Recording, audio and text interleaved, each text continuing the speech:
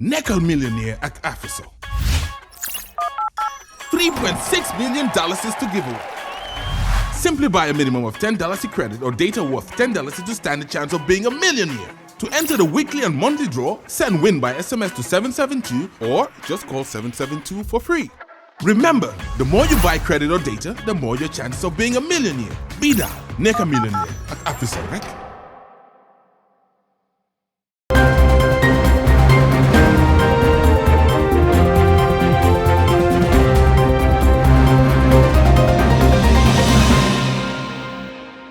Hello, good evening from our studio here in Serekunda. This is Start TV News with me, Momodo Bailabare. Coming up tonight, Digital Economy Ministry convenes 4-day staff retreat on ICT cadre.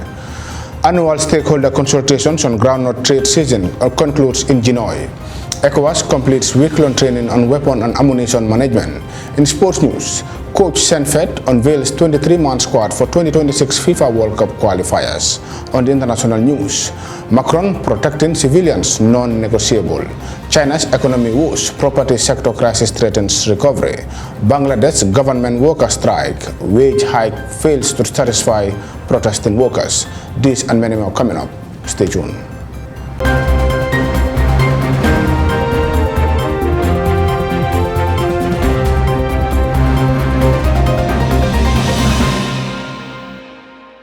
Many thanks for joining us. The news in details now. In its drive towards accelerating digital transformation through enhanced coordination and collaboration in ICT programs implementation, the Ministry of Communication and Digital Economy on Wednesday commenced a 4-day staff retreat on ICT cadre. As Hadi Jaju tells us more, the retreat is underway at the Sindola Lodge in Kanilai in the West Coast region. The event fosters knowledge sharing among different ministries and departments as the Ministry of Communication and Digital Economy continues to harness the benefits of ICT in all sectors of the economy for equitable development in terms of digitalizing the country. The ministry's 5 medium-term priorities include the establishment of a holistic national payment gateway to support the digitalization of the economy, establishment of a second submarine cable, strengthening e-government for increased and enhanced online government service delivery, establishment of a Tier 4 data center as a sub-regional data hub, and rolling out of a national digital identity. A presentation on the achievements and priorities of the ministry at the 4-day retreat opening ceremony was anchored by the Director of E-Government, Langlum. These are the priorities. Now, how are these priorities important? They are important. When it comes to the platform stacks for every ministry, we don't have to replicate the same, but how are they related to the priorities? For example, the access layer.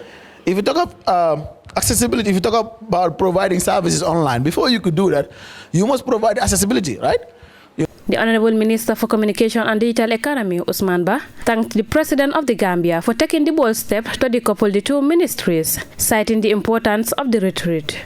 While we are here, we want to look at our ecosystem and share with the ICT cadre what the ministry vision is and why it's important we bring everybody on board to transform this country within a very short time.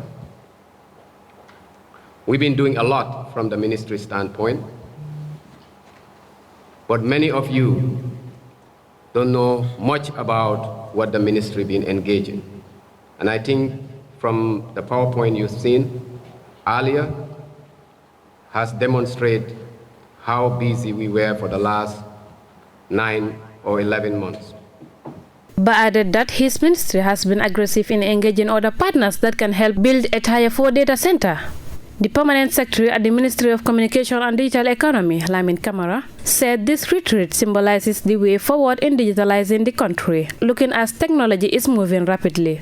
So the ICT agency eventually will be working very closely with our ICT staff in the various MDAs. And right now we are working on the transition arrangements to see how we put the necessary things in place. But I think this retreat is very important, and it's an opportunity for all the players in the sector to also be introduced to the new Director General, Dr. Abdul Karim Jallo, of the ICT agency, whom they will be working very closely with as we continue to work on this digital transformation journey. Head of ICT at the Ministry of Health, Musa Suso, talked about the importance of the event as his ministry have achieved progress in digitalizing their ways of operation. You don't need to go to our main office to collect your certificate if your sample has been collected. And vaccination also, if you are vaccinated, your detail will be entered in the system and you can be sitting at home and access those information.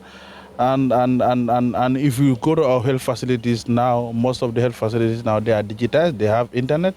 And if you look at the birth certificate, the automated birth certificate that is on now, everything is digitized, so all those information are put. Now we are, Minister of Health, at least we are now moving of paper-based to electronic-based. So I think if Minister of Digital Economy is trying to bring all systems together, I think that is very important. So he applauded the ministry for taking the firm step in bringing relevant authorities together to discuss and share ideas in the development of the country through digitalization. For Star TV News, I am Hadijaju. The Ministry of Agriculture, in collaboration with the National Food Security Processing and Marketing Corporation, have concluded its annual stakeholder consultation on the groundnut trade season. The event, which took place at the Jara Jinoy Agricultural Center in the Lower River region, brings farmers, traders and policymakers to dialogue on the challenges and opportunities in the agricultural sector. Our reporter Baikor was there and he filed this report. After a successful rainy season, local farmers are expecting a bumper harvest, but their main concern for now is the price of the groundnut. The theme for this year's consultations is creating access to market for farmers through groundnut purchase, value additions through the production of groundnut kernels, groundnut crude oil and groundnut cake for animal feed. The consultations gather farmers, processors, traders, representatives from the Ministry of Agriculture, the National Assembly Select Committee on Agriculture, the Gambia Chamber of Commerce and Industry, the Gambia Competition and Consumer Protection Commission, and other relevant stakeholders. The Managing Director of the National Food Security Processing and Marketing Corporation, Mohamed Njai, reveals the steps taken to address some of the challenges faced by farmers during the groundnut trade season. The Director of Depot and Logistics, he mentioned that he went on a tour to do an assessment of all the equipment that are needed for the processing. We've actually started working on some of them already, but some other areas like the road rehabilitation, we are going to engage some government agencies to see how we can collaborate and do that maintenance. Because these are access roads that are very important for farmers to transport their groundnuts from the circus to the depot. So we have started, and I think I want to believe that we have done almost 60 to 70% of the works. But before the trade season starts, we would have completed it by then. The Vice President of the Gambia Farmers Association, Alaji Sise, advised his fellow farmers to sell their groundnuts in the country, reflecting on how they benefit from the National Food Security Processing and Marketing Corporation's exports and purchase of groundnut inputs last year. Last year, we sold our groundnuts to NFSP MC, which they exported and buy stuffs that all farmers benefited from. I am advising myself and all farmers to sell their groundnuts to NFSP MC. The National Assembly member of Jara West, Honorable Aliu Balde, who is also a member of the National Assembly Select Committee on Agriculture, shed more light on his presence at the consultative forum, adding that he is to listen to the concerns of farmers and the National Food Security Service Protection and Marketing Corporation to see how they can support them in National Assembly. So it was very, very important. I heard from both sides, and then we were here to listen and take note to add our input, as also we are also among the stakeholders.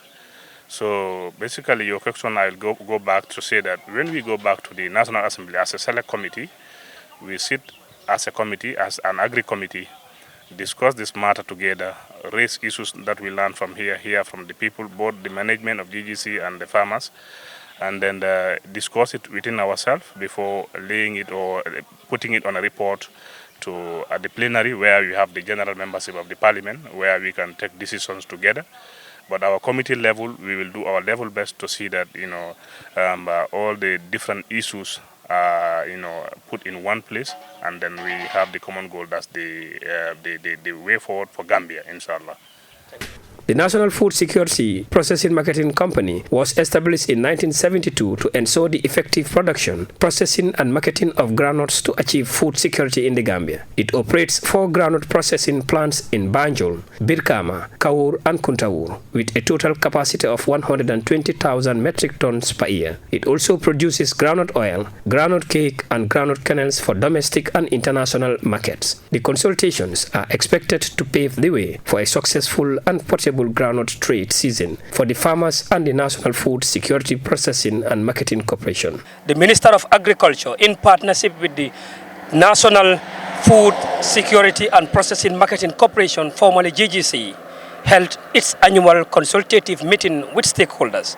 This consultative meeting was held at the Jara Jinoy Agricultural Research Center. It was brought for the purpose of the stakeholders and the local farmers to express their concern and challenges in food security and the agricultural sector and their expectation. Reporting for Star TV News from Jara Jinoy in Lower River Region, I am Baikor. The Economic Community of West African States, in collaboration with the Ministry of Defense, has this morning concluded a week-long capacity building program on weapons and ammunition, physical security and stockpile management under the auspices of the ECOWAS Competence Building Initiative. The training was intended to boost the capacities of member states in arms and ammunition, safety precautions. Muriel Baji has more. The ECOWAS training on arms and ammunition brought together 18 participants from 8 countries from the sub-region to inculcate the knowledge of stockpile management and build confidence in the West African forces. The exercise was conducted by German instructors. The representative of the ECOWAS Commission, Pex Joseph Ahoba, underscores the need for organizing such a training for securities in the sub-region. Our role here is to help the member state to avoid explosions. You understand? Wind can bring explosion if the ammunition are not well placed.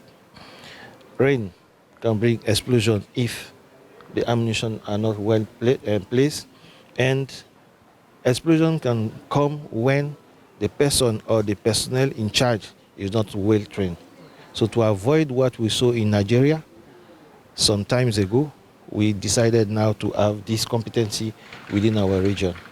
And today, as you heard, that we have 10 senior instructors, 14 instructors, and 160 trained for like specialists.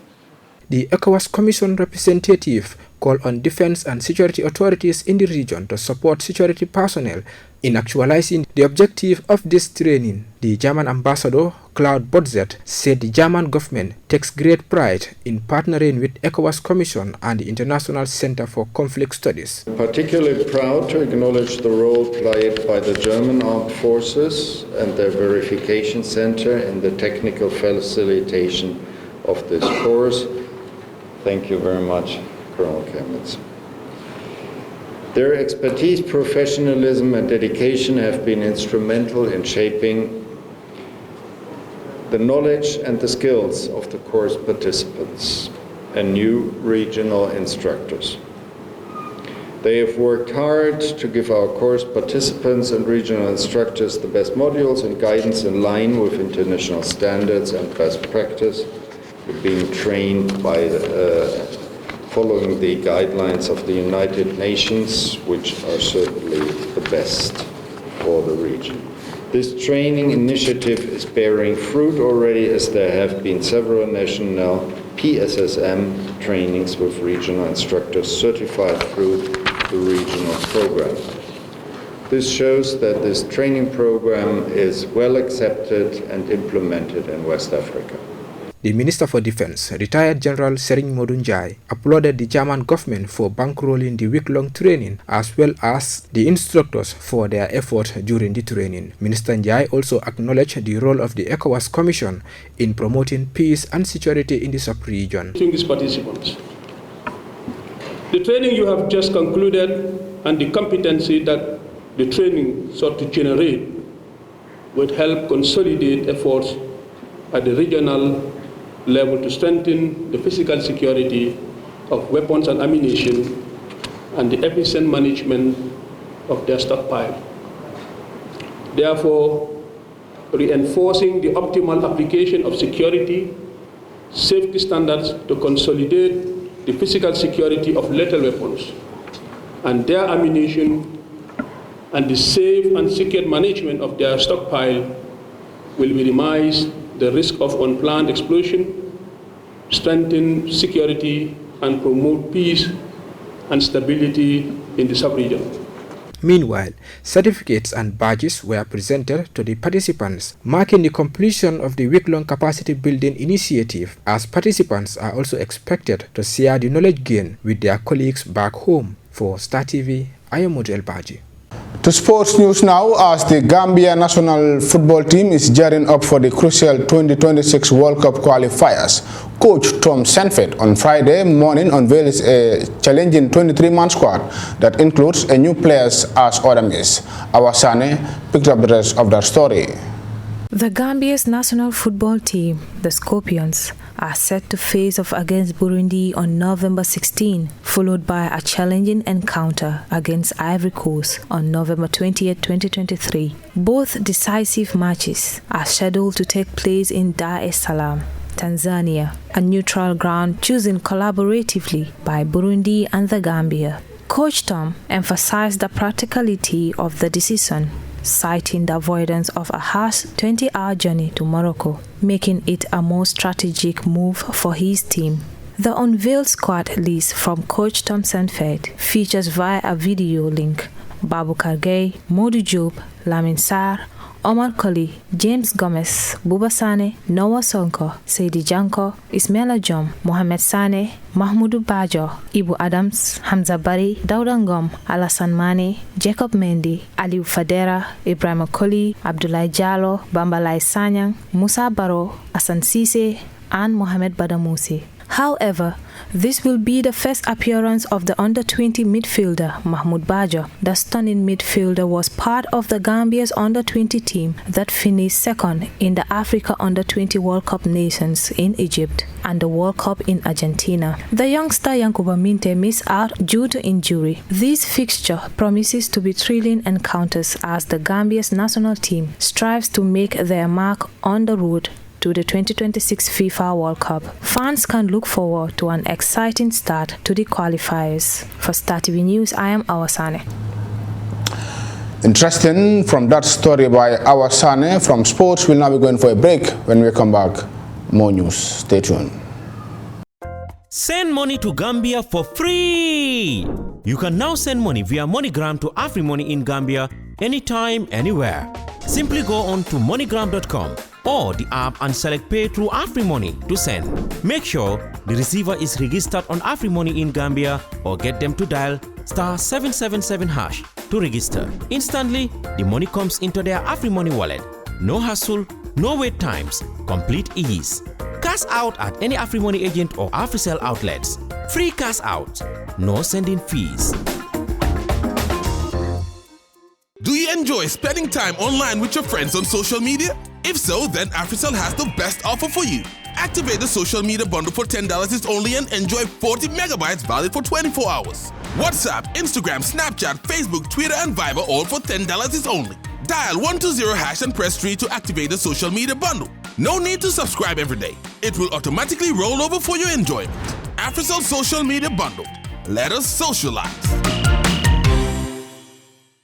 If you are just tuning in, this is Star TV News from our studio here in Churchillstown, and now we take a look at news outside the Gambia. Western and Arab nations, international agencies and non-governmental groups have stressed the urgent need for aid in Gaza at an international conference in Paris. Al Jazeera's Natasha Butler reports from the French capital.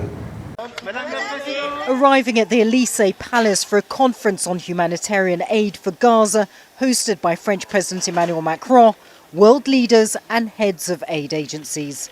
Among them, Palestinian Prime Minister Mohammed Shtayyeh, who set the tone. How many Palestinians must be killed for the war to stop? Is 6 children every hour enough? Is 4 women killed every hour enough? Is 10,000 killed in 30 days enough? War indeed is a virus that always wants to expand. Then the current conflict is a wildfire that could consume the region, that could spread. Delegates discussed ways to re-establish food, water, electricity and medical supplies. They also talked about creating a maritime humanitarian corridor. France and Italy are already sending hospital ships to the region. Macron also said Paris would increase aid for Palestinians this year from 20 million to more than $100 million.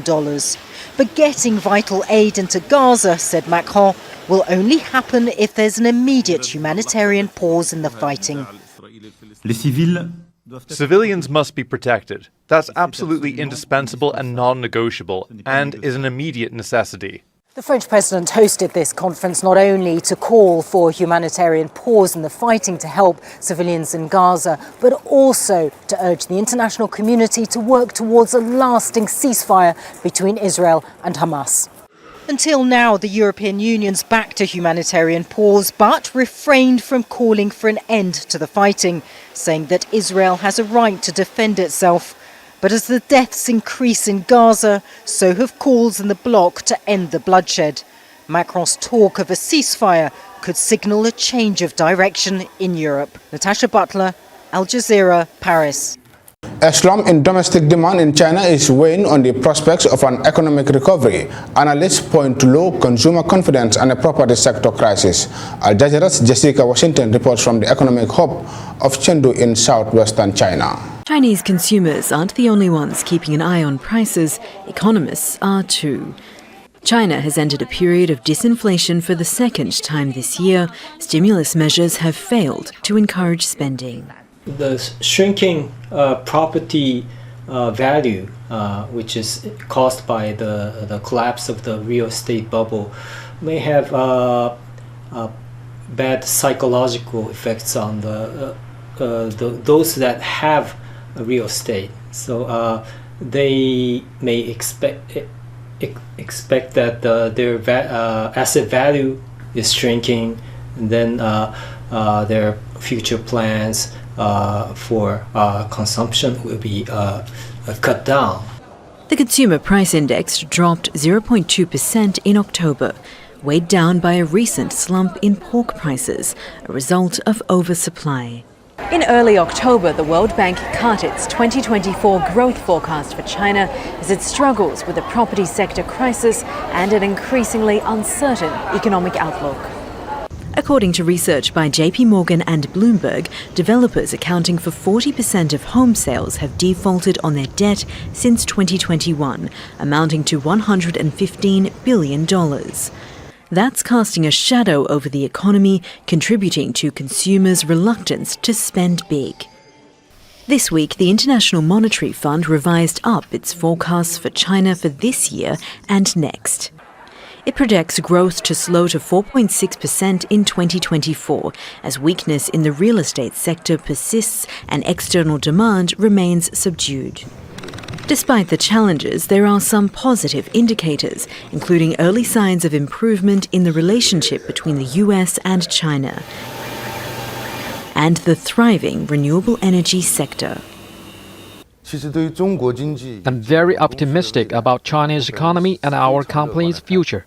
China's economy has kept growing for many years. Our industry's demands and the market are gradually increasing every year. The annual growth is about 20%, so we are very confident. Such attitudes are welcome in China as it tries to return to brighter economic prospects.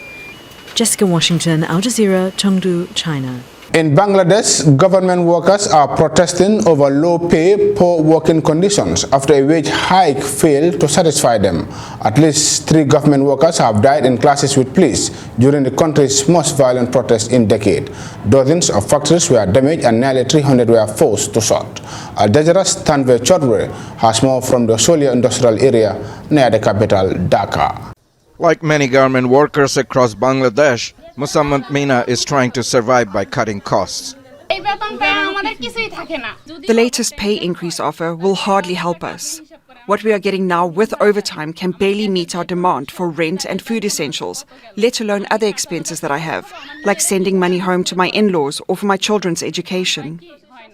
Workers and union leaders say they face intimidation and harassment when they protest. and their demonstrations are often forcefully suppressed by police. We are unable to express our sorrows and rightful demand, as the police violently crack down on us by using bullets and tear gas.